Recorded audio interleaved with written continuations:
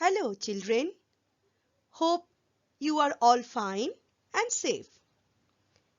Let's continue our English literature class. Children, please use earphones for better audibility.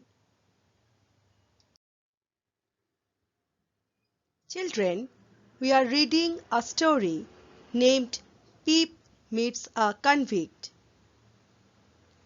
written by Charles Dickens. Till now, we have read that as an infant, Pip could not pronounce his first name as well as his surname. So he called himself Pip to make it short. One day he stood in the churchyard looking at his parents' tombstone and was crying. Suddenly he heard a horrible voice asking him to stop making noises. The man was very frightening both in his look and behavior. He wore a coarse grey-colored dress soaked in mud water from ditches. He had a big iron chain on his legs as he was an escaped convict and was walking with difficulty. He shivered and his teeth chattered because of extreme cold as he forcibly held the chain of Pip. Pip requested in terror not to cut his throat. The convict asked Pip his name and his native place. Pip answered all the questions with fear. Then the man placed Pip on a high tombstone and ate the bread that he got from Pip's pocket very hungrily. Next, the convict inquired about Pip's parents. Pip timidly pointed to the tombstone and replied he lives with his sister and his brother-in-law Joe Gargery, who is a blacksmith. When the convict heard that Pip's brother-in-law is a blacksmith, he at once asked him to bring a file and some food to him.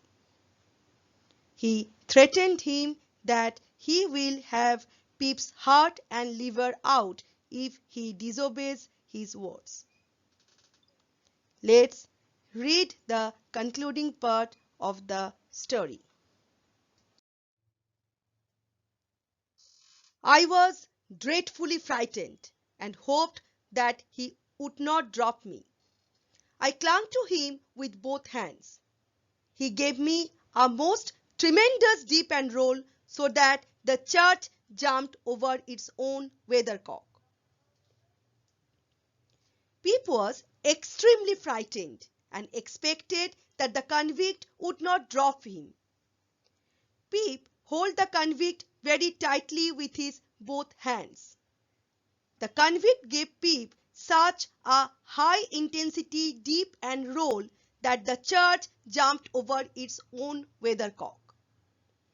Actually, the convict held Pip upside down and swung in round, making him very dizzy.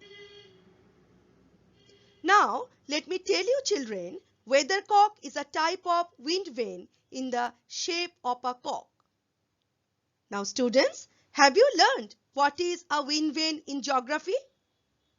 A wind vane is an instrument used to show in which direction the wind is blowing. Then, still holding me up on the tombstone, he went on. Early tomorrow morning, bring that file and the grab. You bring the lot to me at that old battery over there. If you do it and you don't say a word about me, I will let you leave. If you fail or say anything at all about me, then your heart and your liver shall be torn out, roasted and eaten. Now I am not alone. There's a young man hiding with me. In comparison with him, I am an angel. The convict, holding Pip up on the tombstone, continued. He threatened Pip to bring a file and some food next day in the early morning at the old battery in the churchyard. Actually, battery is an old fort. The convict told Pip if he follows his advice and did not reveal his meeting with him to anyone, then he will let Pip live.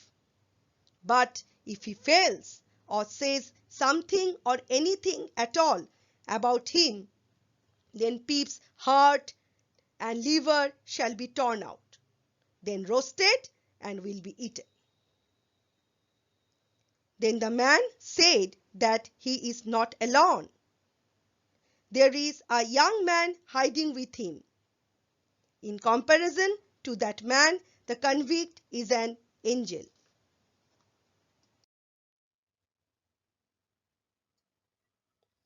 That young man can hear us now. That young man has a secret way of getting at a boy and at his heart and at his liver. The convict says that the young man can hear their conversation and that young man knows the secret way of getting at a boy and at his heart and at his liver. A boy can't hide himself from that young man. A boy may lock his door, may be warm in bed, may tuck himself up, may draw the clothes over his head, may think himself comfortable and safe, but that young man will softly creep his way to him and tear him open. The convict informed Pip that a boy cannot hide himself from that young man. A boy may close his door, may cover himself up in bed, may hide himself up with the help of garments, may even draw the clothes over his head and may think himself comfortable and safe. But that young man will softly, slowly and carefully will walk his way to him and will tear him open. I am keeping that young man from harming you at the present moment with great difficulty. I find it very hard to hold that young man off of your inside. Now, what do you say?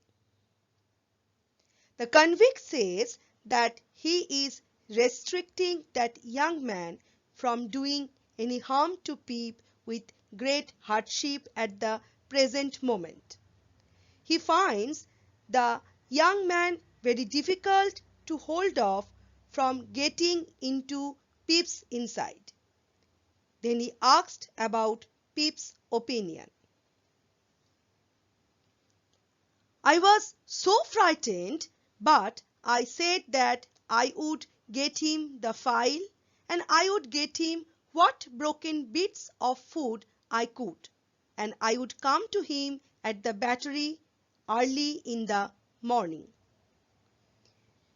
Pip was so terrified that he said he would get the file and some broken bits of food he could manage for the convict and would come to him at the battery the next day early morning. Promise on your life, said the man. The man asked Pip to promise him at the sake of his life. I promised, and he took me down from the top of the tombstone. Pip promised the convict, and then the man took Pip down from the top of the tombstone. Now, he went on, remember that promise, and remember that young man, and get home. The man told Pip to keep in mind about the promise that he made to the convict, and also remember that young man hiding with the convict. Then he instructed Pip to go home.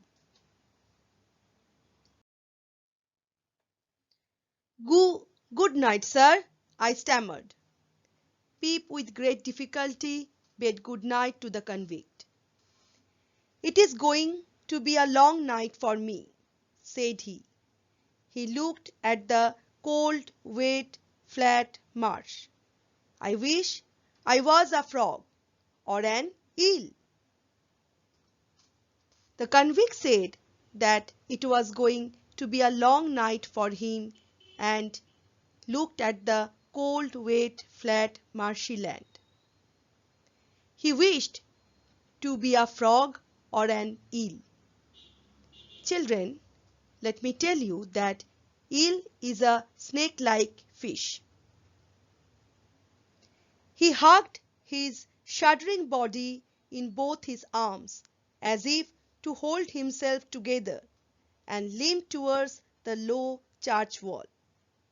He got over it slowly, like a man whose legs were numbed and stiff, and then turned round to look for me. When I saw him turning, I was frightened again and ran home without stopping. The convict tightly held his shivering body with his both arms and moved heavily with his chained feet towards the low church wall. He got over it slowly, like a man whose legs were stiff and senseless, and then he turned around to look for Pip.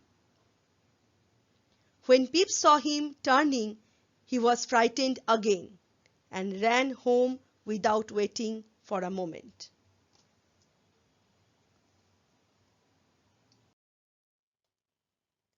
See, children, the convict sitting with his numbed and stiff legs. That's all for today. Hope you have enjoyed the story. Children, please read the story thoroughly and solve the home assignment by downloading it from the school website. For your better understanding, children, please watch the animated video of this story from the school website. Thank you.